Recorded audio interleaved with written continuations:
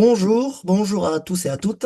Merci pour votre présence ce soir pour ce nouveau webinaire des cahiers pédagogiques consacré à notre récent dossier, le numéro 599, hétérogénéité, oui, mais comment?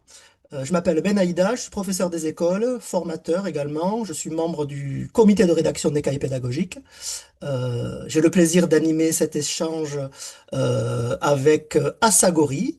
Bonjour Assa. Bonjour Ben. Donc je suis à Sagory, je suis professeure de SVT dans l'Académie de Lyon et du coup je vais m'occuper du chat.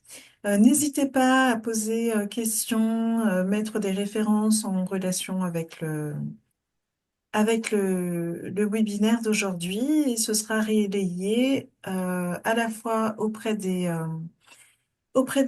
invités, mais également enfin, au sein d'une synthèse que vous pouvez trouver sur le site des cahiers pédagogiques. Merci beaucoup. Cahier pédagogique. Alors oui, vous pouvez aller évidemment visiter le site cahier au pluriel, pédagogique au pluriel avec le petit tiré du 6.com. Voilà, à partir duquel vous pouvez aussi vous abonner et adhérer à l'association. Voilà, c'est absolument possible. Vous retrouverez donc ce webinaire une fois enregistré sur notre chaîne YouTube. Alors, c'est une chaîne pédagogique sur laquelle voilà, vous trouverez tous les webinaires passés, d'autres ressources, d'autres vidéos, d'autres publications en accès libre. Donc abonnez-vous hein, à cette chaîne, c'est gratuit. N'oubliez pas de cliquer sur le pouce pour liker là ou les vidéos, ça facilitera et améliorera le référencement et notre visibilité. L'hétérogénéité dans nos classes, dans nos écoles, dans nos établissements, c'est un problème pour les uns, une chance pour d'autres. Le sujet est clivant entre le principe légal, légitime de l'inclusion, le choc des savoirs, les fameux groupes de niveau. Les cahiers pédagogiques à travers ce dossier ont pris parti, hein, il me semble. Oui à l'hétérogénéité, oui, mais comment? Pour en parler ce soir, nous accueillons donc les coordinatrices et les coordinateurs de ce dossier, Andrea Capitanescu-Benetti, Sylvain Connac, Hélène Lima, ainsi que deux autrices, Aurélie Guillaume et Marie-Josée Marino-Arnois. On va commencer déjà par Sylvain. Bonjour Sylvain. Et bonjour Ben, bonjour à tout le monde. Pour démarrer cette discussion, alors on ne te présente plus, pour démarrer cette discussion, qu'est-ce que tu peux nous dire, voilà, sur un petit point d'introduction sur le contexte, sur ce débat, voilà, est-ce que c'est un énième débat franco-français, ou est-ce que d'autres ailleurs se disputent sur le sujet? Ce qui s'est passé, c'est qu'en France, on a été très surpris par cette réforme du choc des savoirs, parce qu'on pensait, au moins en France, mais un peu partout dans le monde, que la question de l'hétérogénéité était entendue. Je précise, mais ça fait l'objet d'un article dans le dossier, qu'aucune recherche scientifique a montré quelconque intérêt de groupes homogènes pour les élèves. Donc les groupes de niveau n'ont absolument aucun intérêt. Mais pour des raisons politiques qui dépassent les spécialistes du monde de l'éducation que nous sommes, euh, il y a eu cette réforme du choc des savoirs qui a imposé au collège français, pour l'enseignement des mathématiques et du français, de faire des groupes de niveau. Voilà. Une fois passée la stupéfaction de cette réforme, euh, tout un tas d'équipes, la plupart des équipes des établissements du second degré en France, ont essayé de mettre en place cette mesure et se sont confrontés à justement qu'est-ce qu'on peut mettre en place qui puisse prendre en compte l'esprit de cette réforme, c'est-à-dire arrêter d'enseigner de manière systématiquement uniforme à des publics hétérogènes, sans mettre en place des groupes de niveau. Et donc, dans le patrimoine des histoires en matière d'éducation et de pédagogie, bien évidemment qu'il y a plein de dispositifs qui ont été mis en place, étudiés, qui sont peu connus, certes, moins connus que ce qui paraît évident avec les groupes de niveau, mais qui au moins ne découragent aucun élève. Et donc, le principe de ce dossier, c'était ça. avec deux entrées. La première entrée, c'était de donner la parole à des enseignants ou des équipes qui mettent en place ce qu'on a appelé des alternatives au groupe de niveau, c'est-à-dire qui donnent la possibilité d'arrêter d'enseigner de manière uniforme, tout en considérant l'hétérogénéité comme intéressante, mais sous certaines conditions. Et puis le deuxième angle, ça a été d'essayer de voir comment d'autres systèmes éducatifs que le nôtre s'emparent de cette question de l'hétérogénéité. Et là, il y a eu plusieurs représentants, dont Marie-Josée là pour le Canada, qui nous ont bien expliqué comment ça se passe dans leur pays. Il faut savoir qu'une fois de plus, nous sommes le village gaulois, parce il n'y a aucun système éducatif dans le monde qui a promu les groupes de niveau. Voilà. Bon, vaste programme, vaste programme.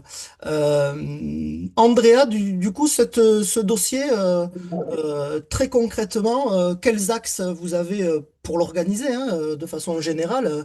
Quelles pistes, hein, quels choix vous avez fait dans son organisation générale pour articuler, mettre en cohérence tous les articles et les contributions que vous avez reçues?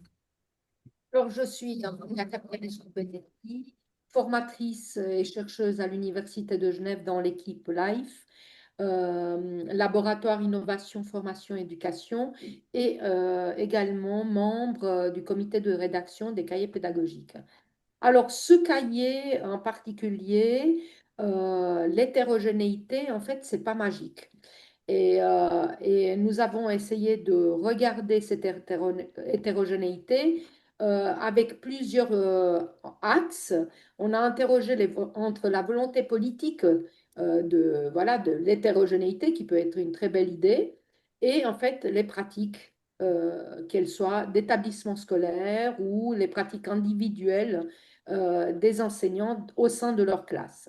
Donc, ce qui est très intéressant dans ce numéro, c'est qu'on a quelque part visé très large et d'une manière très ambitieuse en touchant ce sujet d'une manière internationale. Donc, ce n'est pas seulement une affaire franco-française, comme tu le disais, Ben, c'est une affaire quand même qui est une urgence, une préoccupation pour plusieurs pays, et nous avons pu avoir des écrits de l'Italie, du Japon, du Québec, avec la collègue ce soir qui est avec nous, de Genève et de Catalogne. On aurait voulu bien plus, mais comme vous le savez, le cahier doit rester un cahier. Et respecter la pagination d'un cahier, même si nous avons nos réseaux qui se questionnent sur ces enjeux de l'hétérogénéité et en dessous, finalement, sur la question de la différenciation. Donc, une première partie touche cet aspect international, donc cette préoccupation qui dépasse les frontières de la France.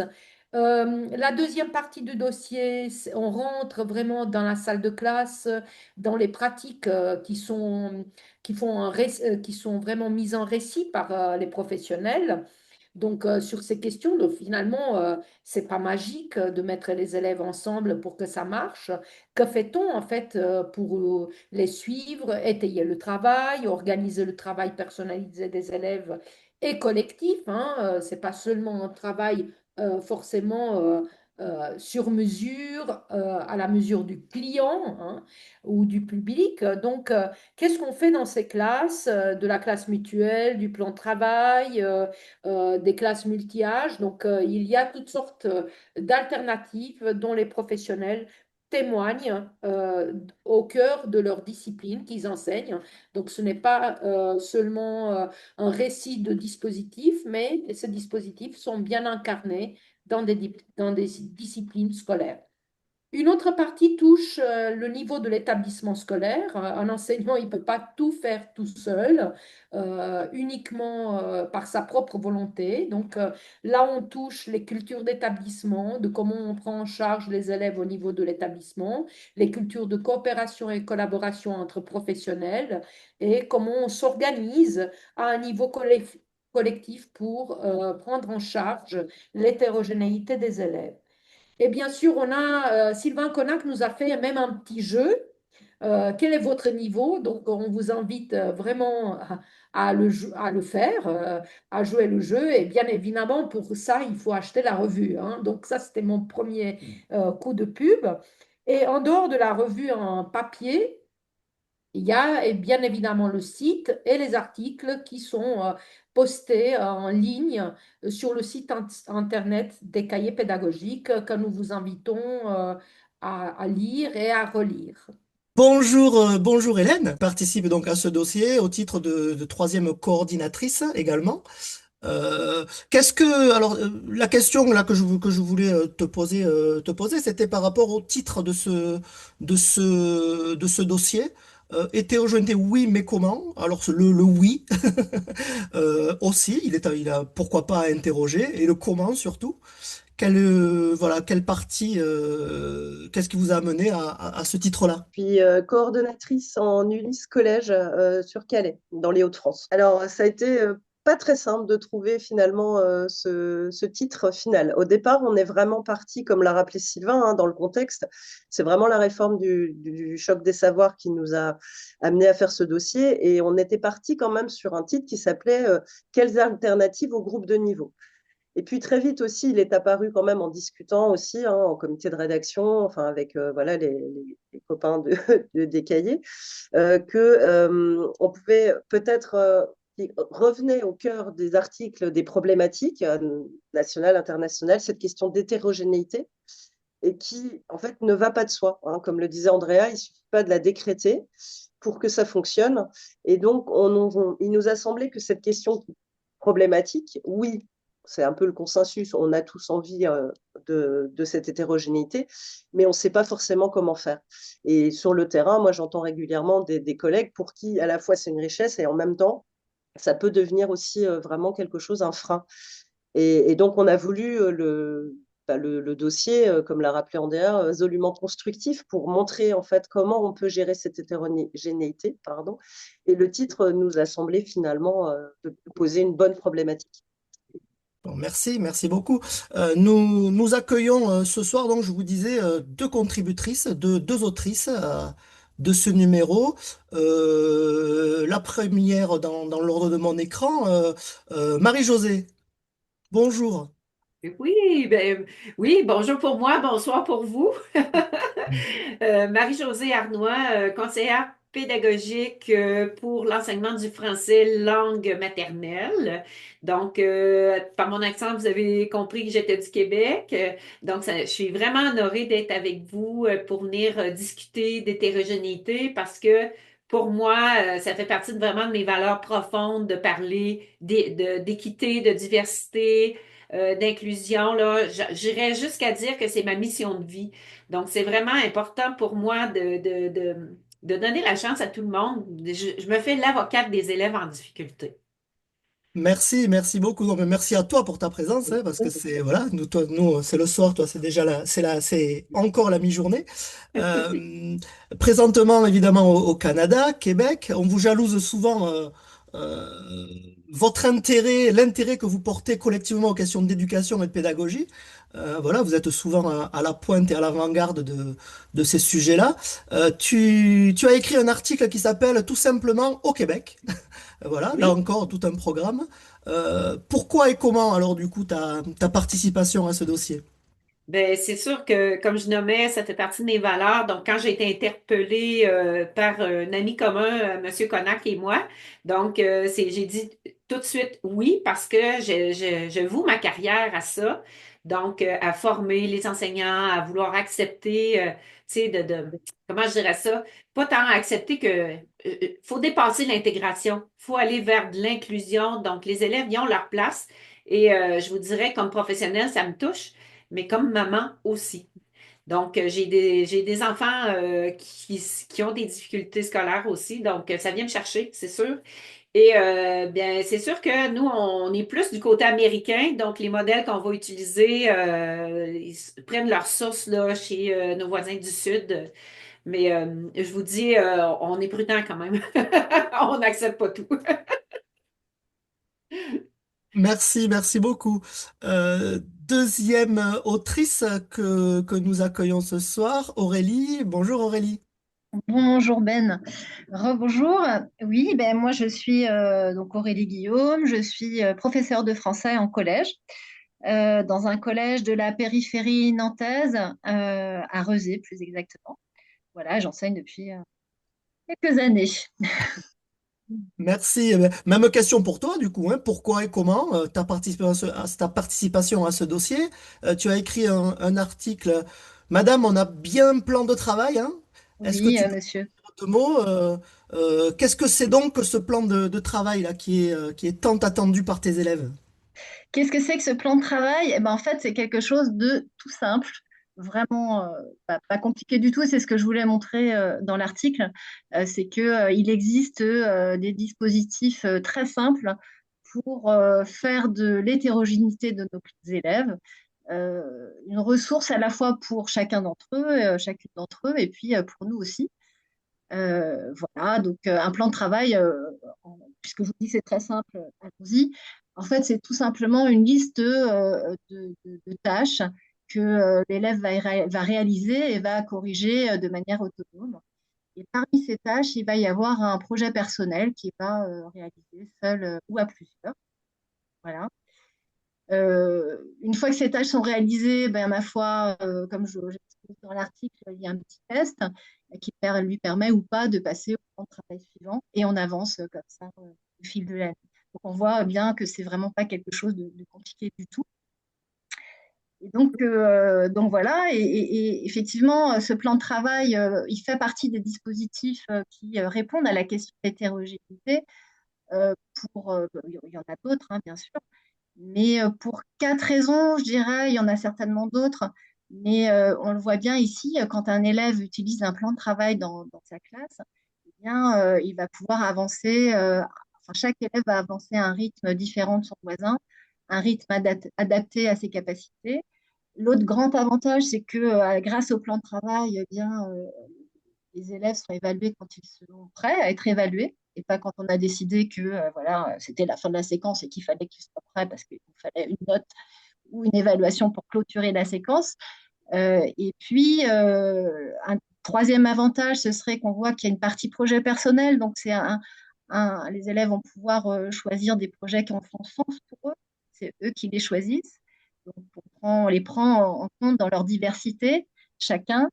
Et puis, ils vont pouvoir bénéficier d'une aide, d'un étayage sur les difficultés qu'ils rencontrent eux et pas qui ne sont pas forcément celles de leurs voisins. Et ça, ce qui va permettre, ça va être l'emploi de la coopération et donc d'une relation qu'on appelle le tutorat.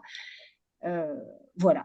Donc, évidemment, à tous ces avantages s'ajoutent tous les bénéfices de la coopération entre élèves et les bénéfices du tutorat puisque donc, les blocages de surface vont pouvoir être traités très rapidement.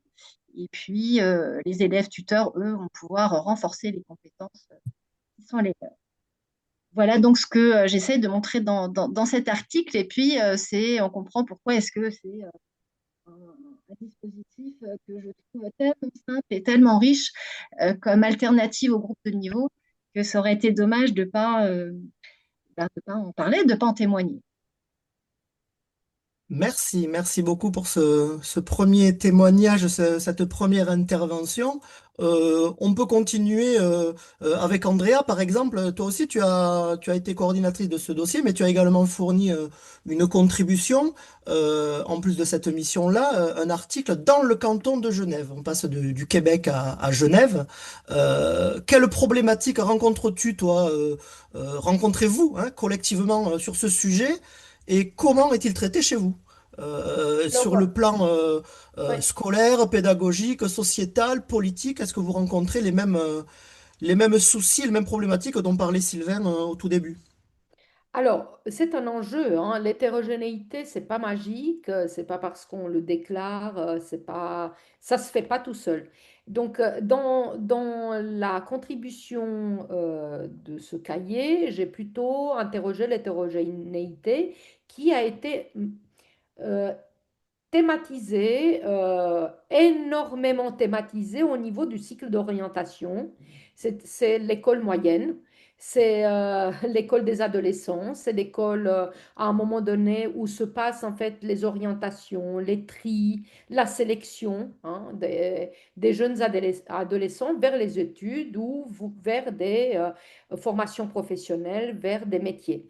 Et donc, c'est dans ce contexte-là, dans une démocratie semi-directe que vous connaissez de la Suisse, où les Suisses sont beaucoup appelés à voter sur des objets, hein. Donc, on vote sur de nombreux objets. Et dans cet article, je montre que cette question de l'hétérogénéité au cycle d'orientation dans cette école moyenne a été vraiment un objet sur plus de 50 ans, même bien plus depuis les années 60, depuis la création des cycles d'orientation à Genève, comme débat public. Faut-il voilà, mettre ces jeunes finalement ensemble, tous ensemble, dans un environnement scolaire hétérogène et du coup on les prend en charge collectivement ou faut-il finalement en faire des filières qui déjà donnent la voie de ce qui va suivre, une voie professionnelle, une voie vers des études au collège et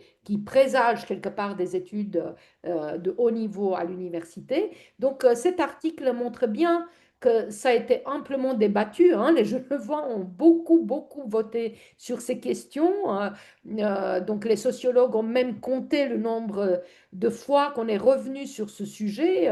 Donc ça montre bien que c'est une question sociétale qui revient avec force parce que je pense qu'au fond, on a aussi les pédagogues, mais les enseignants et les citoyens, euh, même s'il y a des vents contraires, pensent qu'on peut faire mieux, pensent qu'on peut peut-être avoir une société scolaire avec moins d'hétérogénéité, d'homogénéité, moins de sélection, moins de tri précoce, et qu'on puisse en fait apprendre ensemble, apprendre des uns et des autres. Et bien sûr que tout cela, ça ne se fait pas à coup de baguette magique, que cela suppose de la formation, cela suppose des cultures d'établissement collégiales et de suivi. Et donc, dans mon article, j'ai essayé de montrer ces débats sociétaux autour de cette question, hein, qui fâche, hein, parfois. Et chez nous, par exemple, la presse, là, je n'ai pas pu mettre dans l'article, mais j'avais en tout cas une dizaine de pages d'archives de bibliographie de presse où finalement on débat autour de ces questions. Est-ce qu'il faut des filières? Est-ce qu'il faut sélectionner? Est-ce qu'il faut une année de filière et les autres pas? Donc, ce sont des questions éminemment sociétales et de choix de société.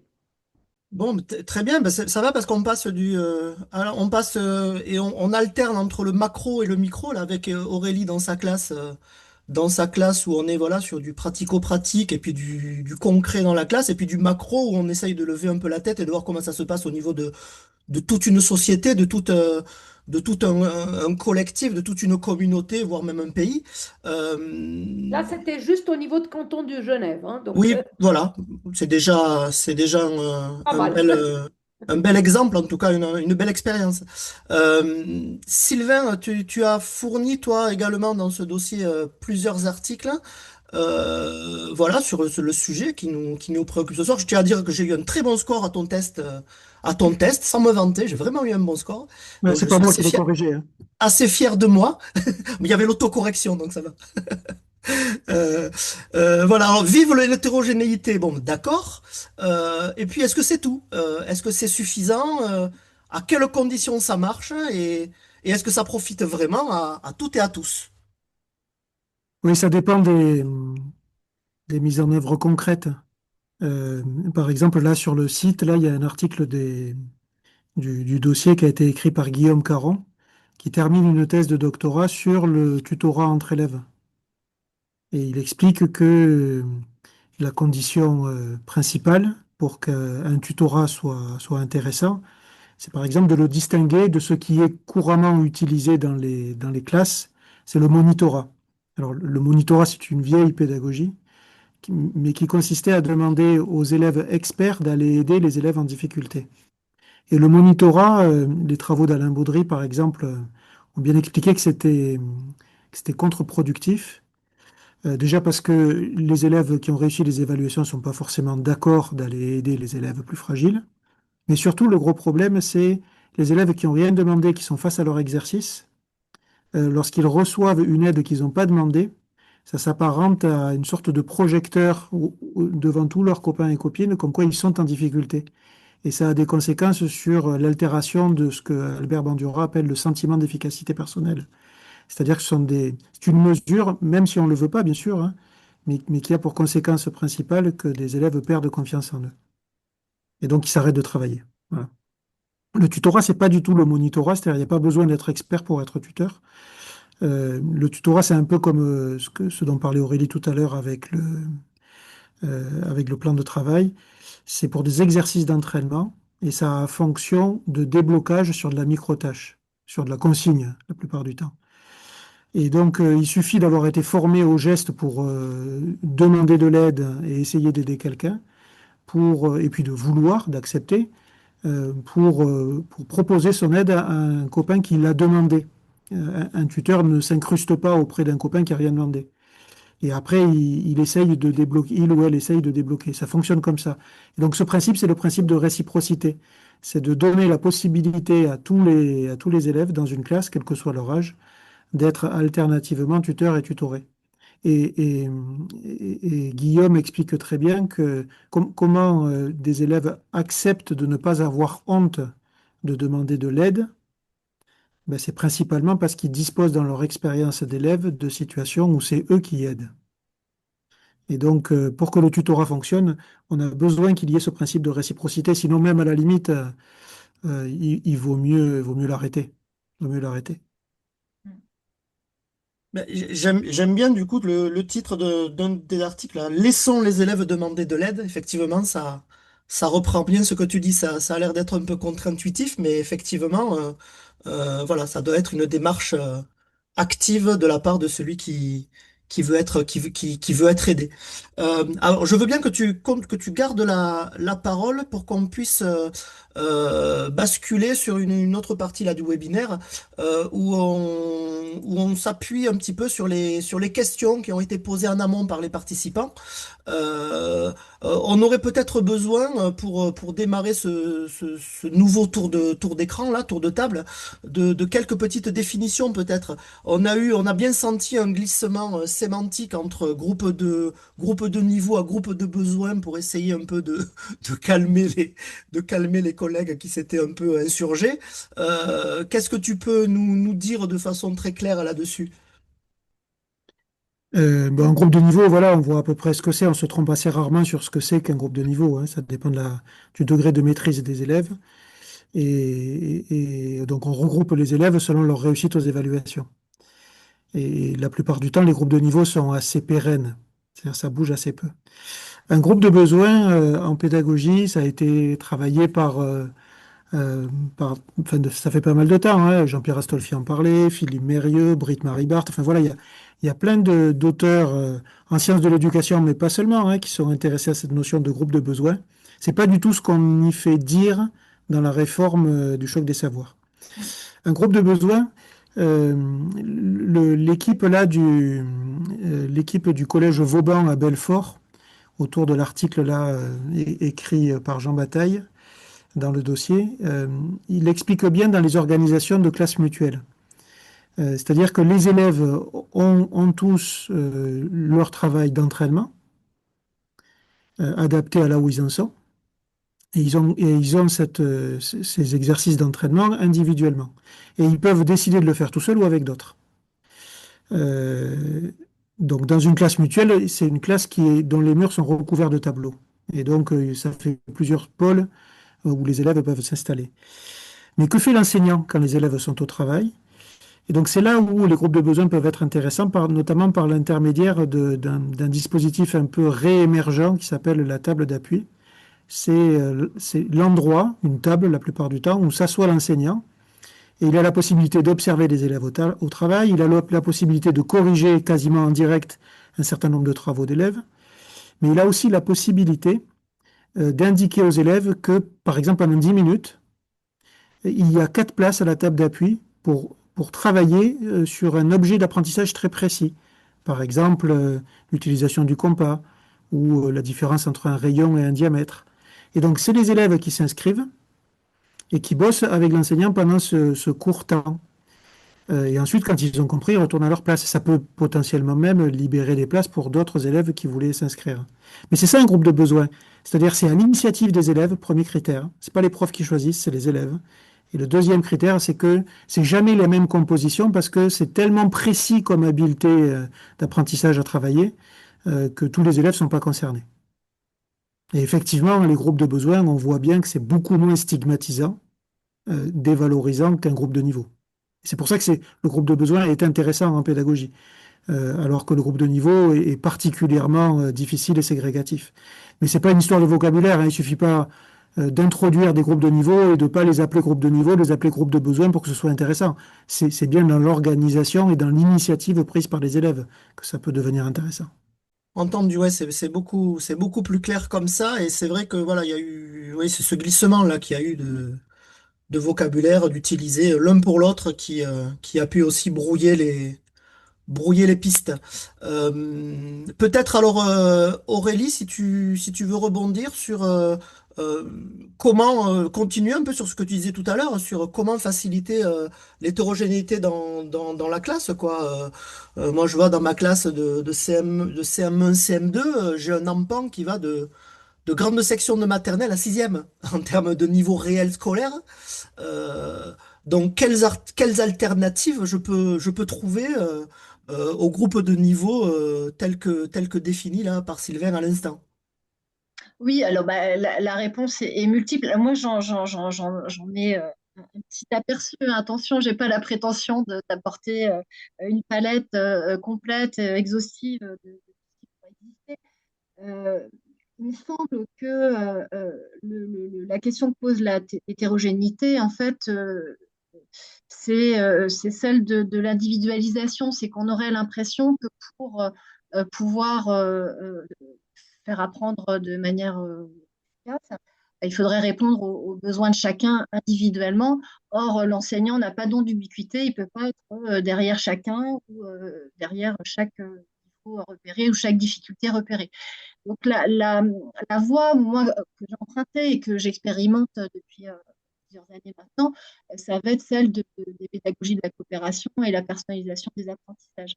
C'est-à-dire que toutes les tâches d'étayage que l'on ne peut pas réaliser auprès de chacun, eh bien, une partie va pouvoir être déléguée aux élèves volontaires et formés, comme le rappelait Sylvain, pour le tutorat.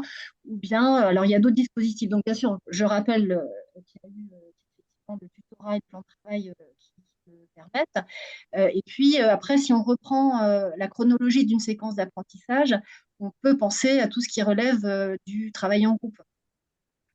Donc là, l'idée, c'est de proposer une situation problème aux jeunes, aux enfants, qui leur permettent à chacun de pouvoir apporter leur voix, leur point de vue. Puisque dans ces travaux en groupe, il n'y a pas une solution, une réponse à trouver, mais plutôt des questions à se poser. Et un travail en groupe réussi, ce sera un travail en groupe où les jeunes repartiront avec des questions, des doutes, et manifesteront donc qu'ils seront prêts à accueillir de nouveaux savoirs.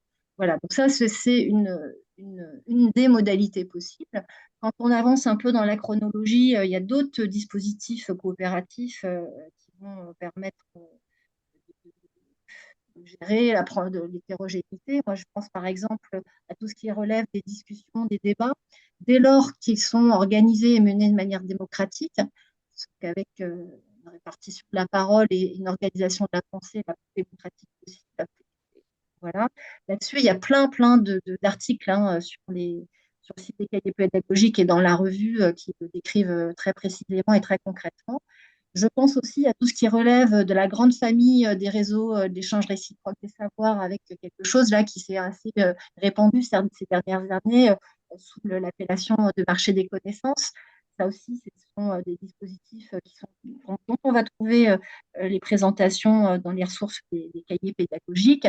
Je pense aux classes puzzle qu'on appelle aussi Jigsaw ou classes mosaïques. Voilà, il y en a une multitude. Et alors, bon, c'est certain que toutes ces modalités concrètes, elles vont générer des interactions très laides, donc potentiellement un peu de bruit, des déplacements. Et là aussi, il y a plein d'outils qui vont aider les enseignants en fait à clarifier, à expliciter auprès de jeunes quelles sont les règles de prise de parole, quel est le niveau sonore attendu sur à quel moment précis. Je pense par exemple, et puis pour dire quoi, pourquoi est-ce qu'on parle? Donc je pense au code son, je pense au tétraède, je pense quand on fait des travaux en groupe, en équipe ou des discussions, des débats, il y a des cartes de rôle qui vont préciser ce que chacun, le rôle de chacun et le type de parole qui va être attendu de chacun dans les discussions, dans les groupes, dans les équipes. Euh, voilà. Et puis après, quand on avance dans le temps, il y a cette question, dans le temps de la chronologie, hein, de la séquence d'apprentissage, bah, il va y avoir la question de l'évaluation. Et là, moi, il y a une entrée que j'ai trouvée intéressante, c'est celle par le concept de boucle évaluative qui a été formalisé par Sylvain.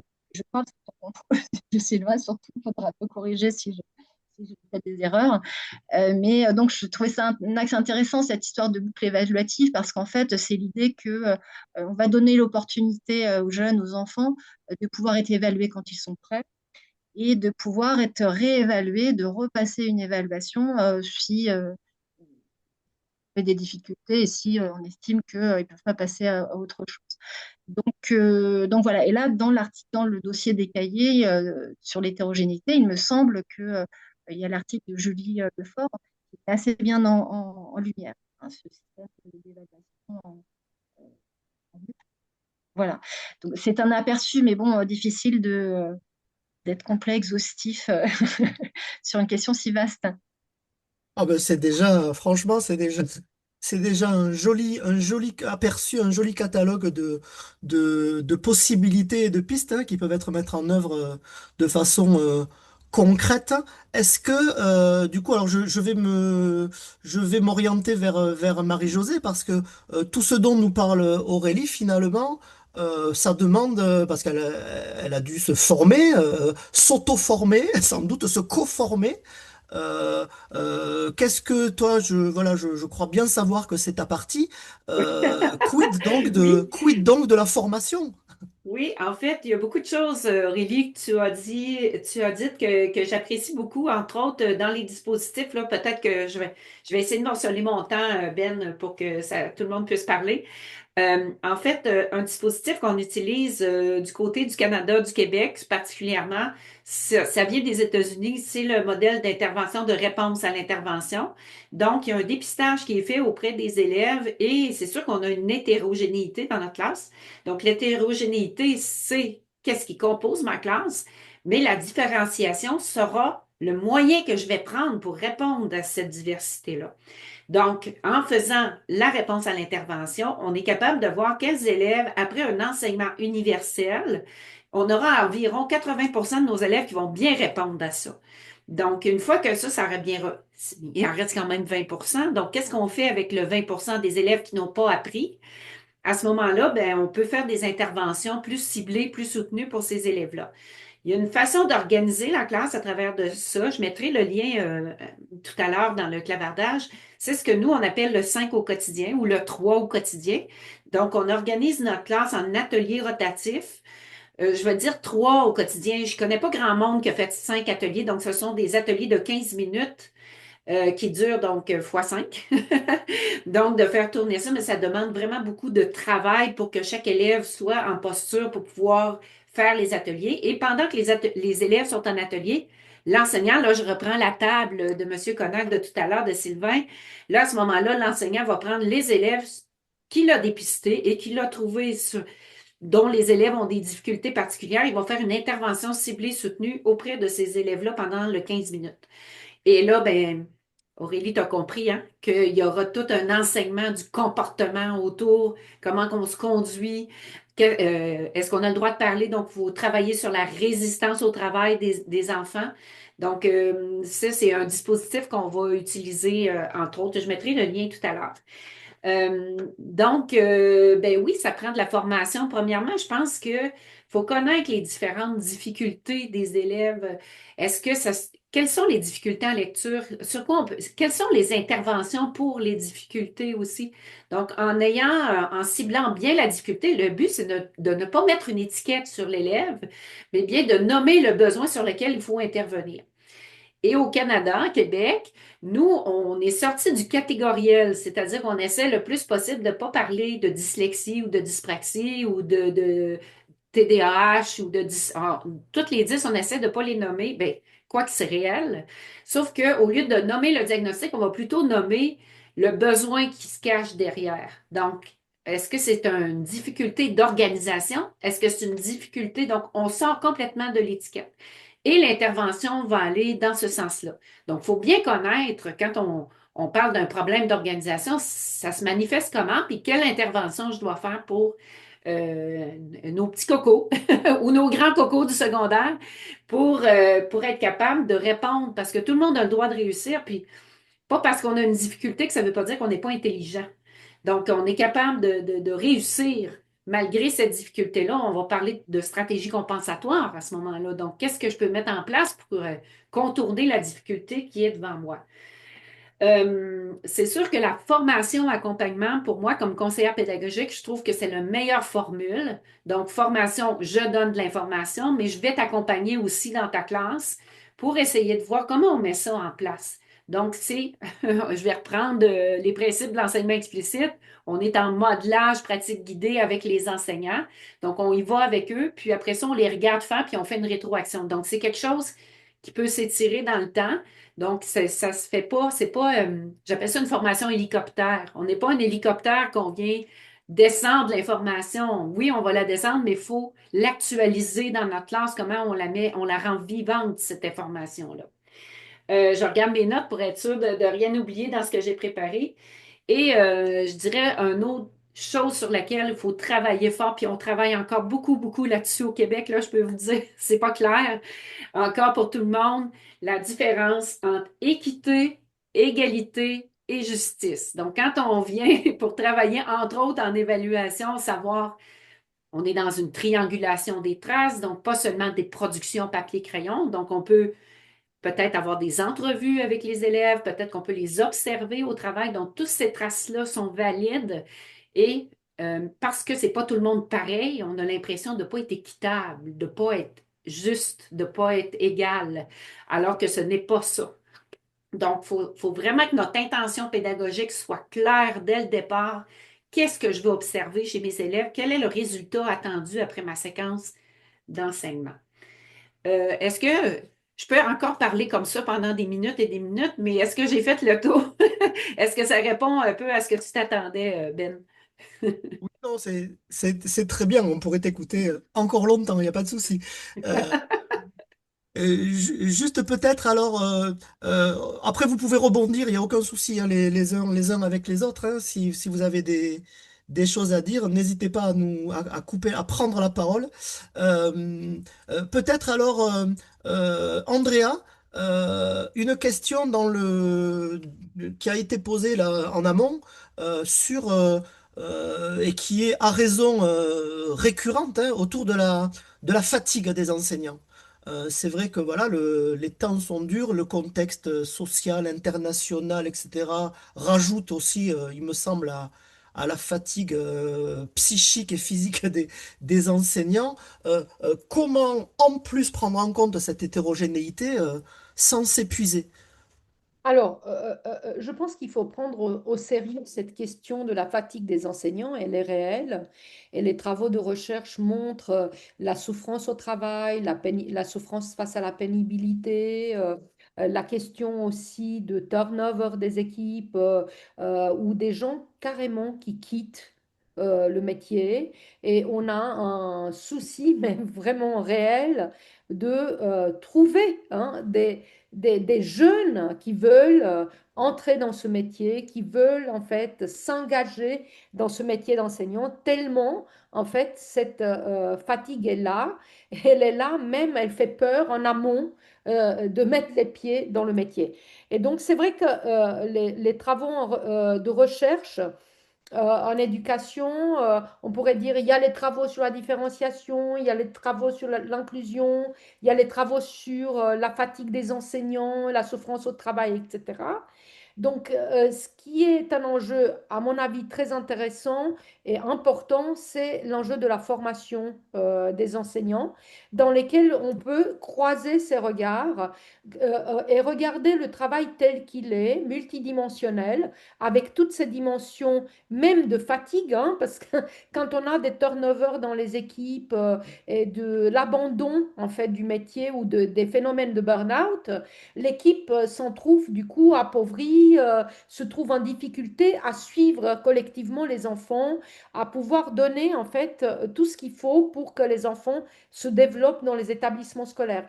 Et donc, il me semble que là, il y a un enjeu de formation et pas seulement aux techniques quelque part de différenciation, aux manières de faire, hein, qu'on a cité très bellement par les collègues, hein, la table de travail, etc.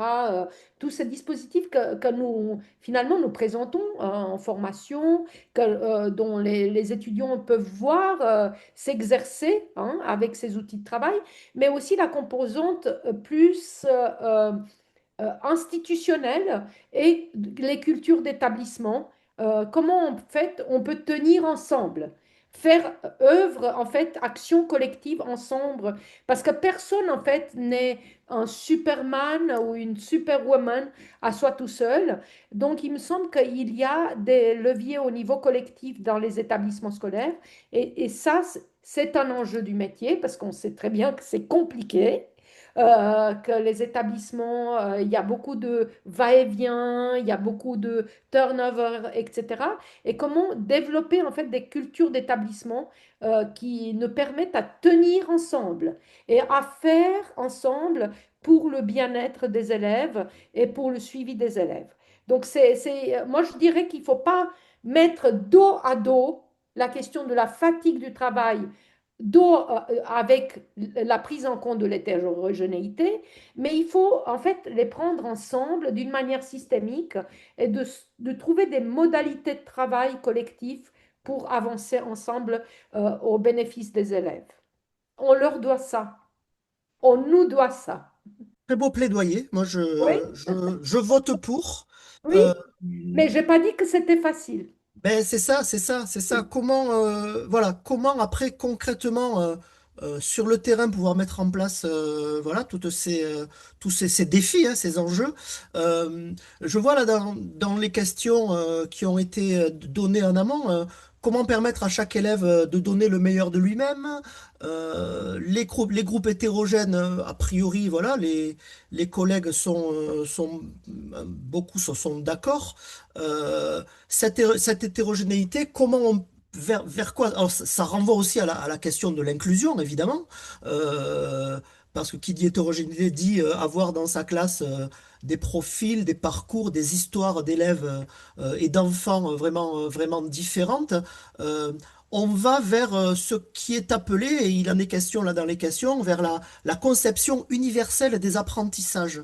Est-ce que, par exemple, Hélène, est-ce que tu peux nous donner des pistes par rapport à ça? Oui, alors, bon, vous me reprenez les autres hein, si je dis des bêtises, mais c'est une conception pédagogique qui vient donc de l'architecture.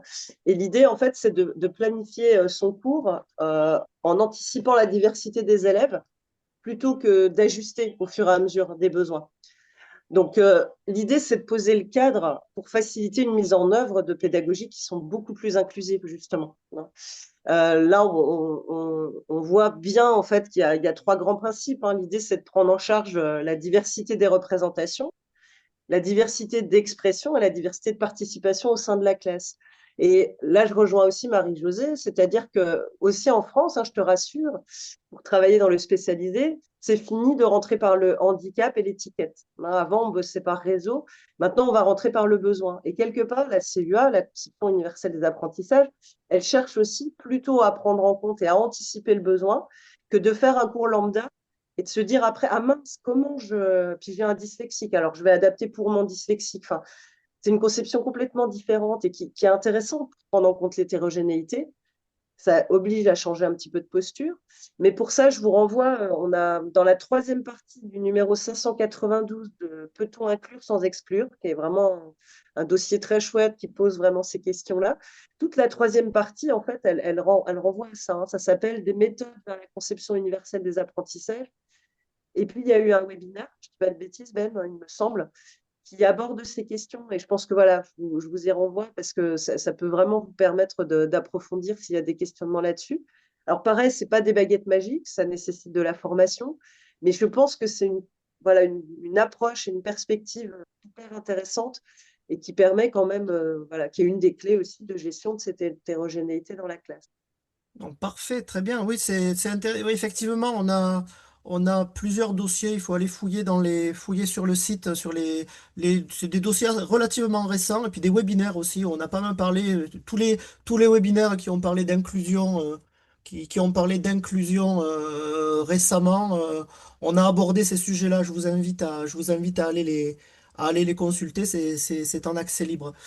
Alors je vois qu'il n'y a pas trop de questions sur le chat qui est assez calme. Ça veut dire que les gens écoutent consciencieusement. C'est très bien. Alors je voudrais bien peut-être, soit si quelqu'un veut rebondir sur des choses qui ont déjà été dites, il y a une question peut-être pour Sylvain sur un point très précis une interrogation sur la classe puzzle. Est-ce que tu peux en dire deux mots? Est-ce que c'est une piste intéressante? Et à quelles conditions? Non, le dispositif de classe puzzle, les Américains, ils appellent ça le jigsaw. Ça n'a rien à voir avec la prise en compte de la diversité des élèves. C'est un dispositif qui a été introduit par un psychologue américain qui s'appelle Elliot Aronson euh, au début des années 70 pour améliorer les relations de tolérance réciproque entre les populations blanches et les populations noires aux États-Unis. Et donc c'est un système coopératif euh, complexe mais très intéressant qui s'appuie sur un principe d'interdépendance positive qui a été pensé pour améliorer les relations. Il agit directement sur le climat scolaire. Mais, mais il y a eu tout un tas enfin, il y a des enseignants, notamment en France, qui se sont servis de la classe puzzle pour aider des élèves à apprendre quelque chose, en histoire, en anglais, en français, en mathématiques ou autre. Et là, les travaux de recherche sur ces sujets ont tous convergé vers la même idée, c'est-à-dire que c'est pas un dispositif cohérent pour que les élèves apprennent un contenu d'enseignement, même s'il est très intéressant du point de vue du climat scolaire et de l'ambiance à l'intérieur de la classe. Donc, le lien entre classe puzzle et prise en compte de la diversité des élèves, il se joue sur ce qu'on appelle la construction d'un espace hors menace, pour que les élèves n'aient pas peur, par exemple, de participer, n'aient pas peur des moqueries des autres. Voilà, le jigsaw peut être intéressant, un peu comme le sont les jeux coopératifs. Mais par contre, pour organiser une séance où on a comme objectif d'apprentissage que les élèves, à la fin, aient mieux compris quelque chose de précis, c'est pas du tout la bonne technique. Il va y avoir, on a fait d'ailleurs au sein des cahiers Ouais. pédagogiques, là, il y a eu un collectif d'enseignants, et dans un prochain hors-série numérique, je crois que c'est le prochain d'ailleurs, on a fait un gros travail de recherche là sur l'étude du jigsaw et une évolution du jigsaw pour essayer de voir si malgré tout, en le faisant évoluer, si en travaillant la technique, ça pouvait pas, euh, ça pouvait pas être utile pour que les élèves apprennent quelque chose. Mais je vous dis pas je vous dis pas la conclusion de la recherche. Merci beaucoup pour cet éclaircissement, cet éclairage sur ce point précis. On va arriver à une étape que j'aime beaucoup dans les webinaires, c'est le commentaire d'illustration. Mais je voudrais vous poser une dernière petite question, peut-être, puisque je vois rien venir sur le chat. Euh, je suis parent d'élèves.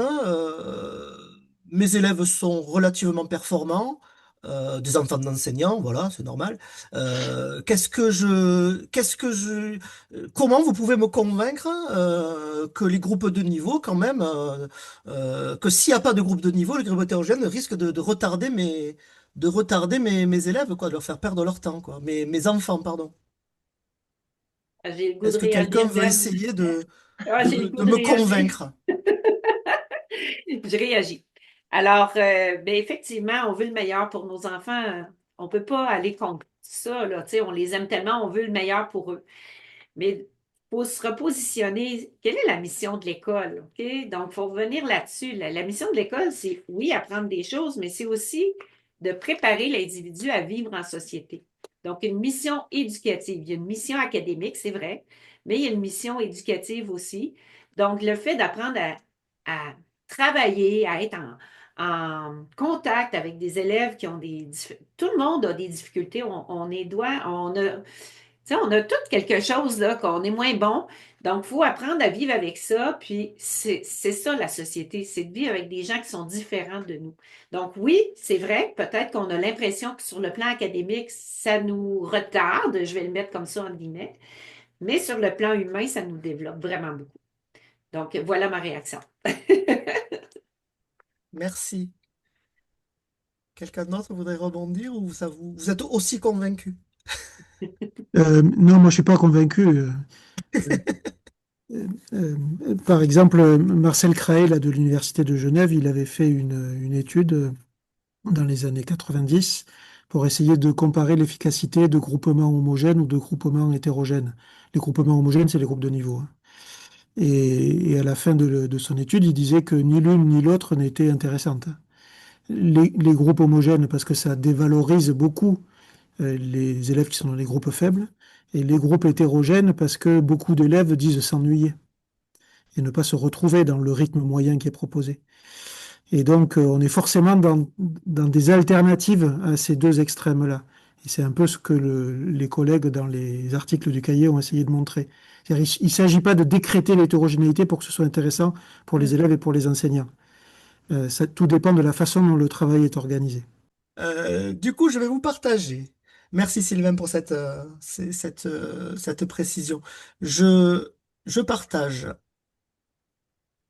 notre petite illustration qui nous sont données ce mois-ci par James. Je vais faire un petit tour de corps en 30 secondes. Que vous inspire ce dessin? Qu'est-ce que vous avez envie d'en dire? Alors, dans l'ordre de mon écran, je commence par Hélène. Ah là là, bah, évidemment. Non, mais moi, je l'aime beaucoup ce dessin parce qu'il joue à la fois sur les représentations euh, et puis les limites des groupes de niveau, hein. Moins on en redemande aux élèves, moins ils vont progresser. Ça, c'est une évidence et la recherche le dit bien. Mais j'aime bien aussi la polysémie et puis le jeu de mots sur moins, moins. Voilà, ça fait plus. Et la représentation des profs, hein, parce que voilà, je vous laisse imaginer les disciplines qui les enseignent tous. Moi, ça m'a beaucoup inspiré. Merci. Andrea. Alors, il est très beau ce dessin, cette représentation. Moins on demande, aux moins bons élèves, moins ils progressent. On pourrait dire que c'est clairement le GBS, le gros bon sens. Donc, ça veut dire qu'il faut avoir des hautes exigences. L'école, je reprendrai ici ce que Patrick Rayoux a écrit d'ailleurs. L'école ne peut pas tout, mais elle peut quand même quelque chose.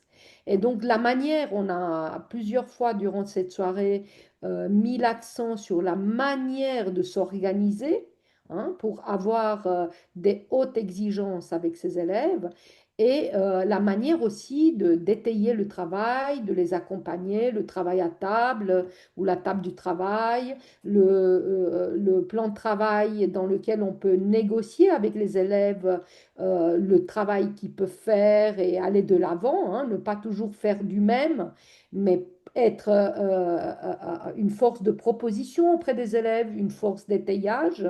Donc, c'est vraiment, je trouve très intéressant parce que, quelque part, oui, c'est vrai, il y a certains enfants, quand ils sentent, ou certains jeunes adolescents, quand ils se sentent relégués dans des filières qui sont pas très envieuses, ils disent, bah, nous, on est là et on n'apprend plus rien du tout. Et il y a effectivement, comme l'a aussi dit précédemment Sylvain Connac, un découragement de la part des élèves. Donc, tenir le challenge des apprentissages, on voit que c'est pas seulement au niveau psychosocial, mais c'est aussi au niveau de ce qu'on offre comme situation d'enseignement d'apprentissage à ses élèves et aussi comme situation d'étayage en tant que professionnel au cœur des classes. Merci. Aurélie? Oui.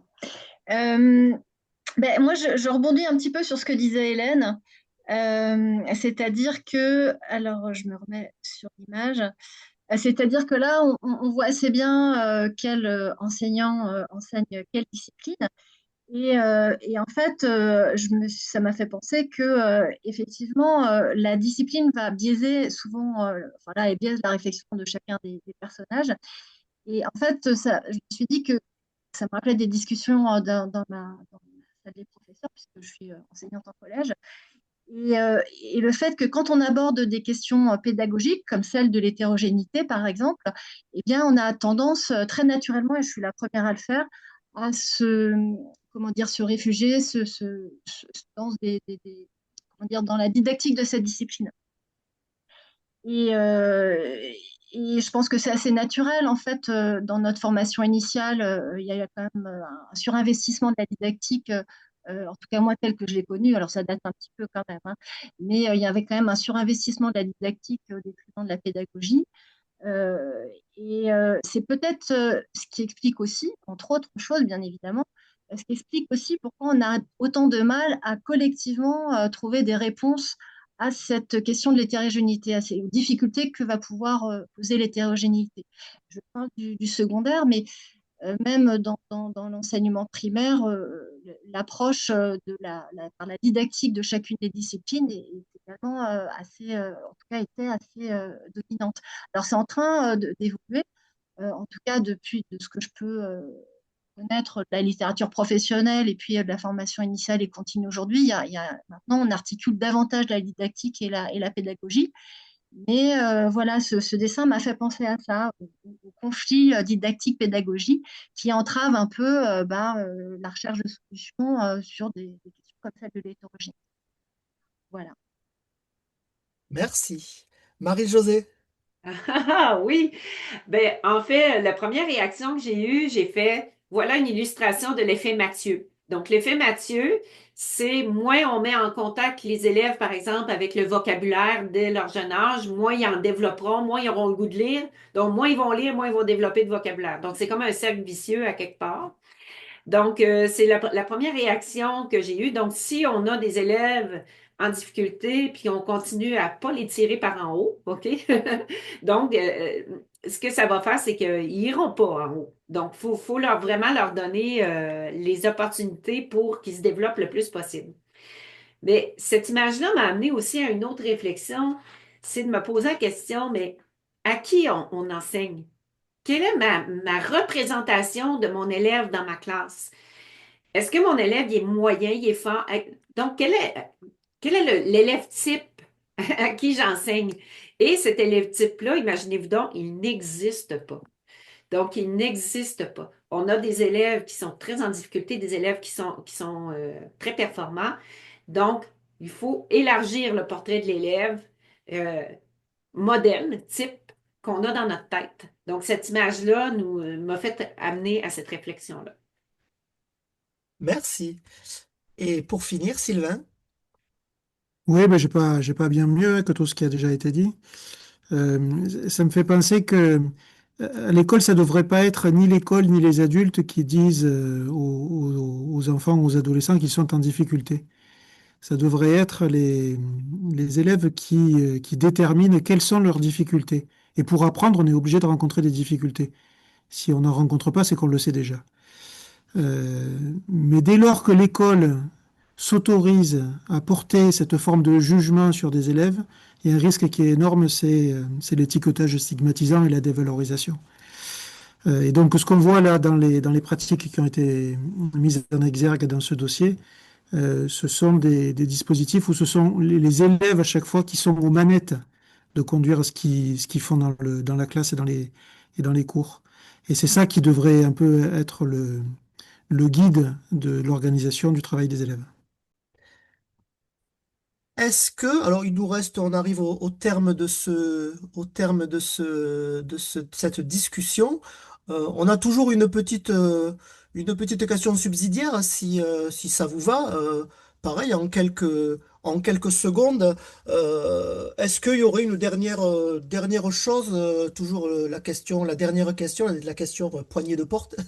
Est-ce que, est-ce qu'il y aurait quelque chose que vous aimeriez rajouter, voilà, ou une question que vous aimeriez aborder, un conseil peut-être à Ben, donner à nos collègues qui nous écoutent? oui. Oui, alors tout à fait dans la même lignée que Sylvain Connac, et j'ai à l'esprit les travaux aussi de Philippe Pernoud. Si on veut vraiment travailler cette question de l'hétérogénéité, il faut partir du curriculum vécu de l'élève en classe, de ce qu'il comprend, de ce qu'il vit, de ce qu'il y a à faire pour pouvoir l'amener le plus loin possible dans les apprentissages. Et c'est vrai que et c'est un grand challenge parce on est tiraillé par des paradoxes. Oui, il faut écouter les élèves, mais après, on n'en fait pas grand-chose. Oui, il faut regarder leurs erreurs, mais est-ce qu'on en fait quelque chose? Oui, il faut développer la métacognition en classe avec eux et leur sentiment d'efficacité au travail, de ce qu'ils comprennent, mais est-ce qu'on en fait vraiment quelque chose au niveau des apprentissages scolaires? Et on voit bien que ce sont quand même des challenges au niveau de la formation initiale et continue des enseignants sur lesquels bah, on travaille modestement et on se faisait aussi la réflexion dans les coulisses de ce moment d'échange qu'on partage en fait dans plusieurs pays les mêmes préoccupations autour de ces enjeux-là qui sont vifs aujourd'hui parce que on a une espérance que l'école puisse être encore le creuset de la démocratie et de la démocratie au centre des savoirs. Merci beaucoup à vous, hein, à toutes et à tous, de votre participation. Merci à l'auditoire hein, pour sa présence, son attention. Les références des articles cités, mille merci à Assa qui a fait le travail au cours de ce webinaire, voilà, seront disponibles, on vous l'a dit tout à l'heure, sur notre chaîne YouTube. Merci à Tristan aussi, et à Andrea qui s'occupe ensuite de l'habillage et puis toute la partie logistique pour pouvoir mettre en ligne ce webinaire comme les autres. Je vous rappelle que les cahiers pédagogiques, eh ben, c'est une revue associative. Elle paraît au travail conséquent de nombreuses personnes, des personnes salariées et ou simplement militantes. Et votre soutien, voilà, nous est fondamental. Faites-nous connaître. Abonnez-vous, faites abonner vos établissements, c'est important pour nous. Visitez notre site, évidemment. Retrouvez aussi nos articles sur la plateforme Kern depuis quelques mois maintenant. Militez, où que vous soyez, rejoignez-nous, inscrivez-vous par exemple aux rencontres d'été que nous organisons. Cette année, c'est encore à Bourges. Vous avez toutes les infos sur le site. Le prochain webinaire aura lieu en septembre. Il sera consacré à notre numéro 600, un nombre tout rond, qui aura pour titre Demain, une autre école. Voilà, un nouveau beau dossier spécial, très ancré dans la réalité, mais résolument optimiste pour construire l'école de demain. Bonsoir.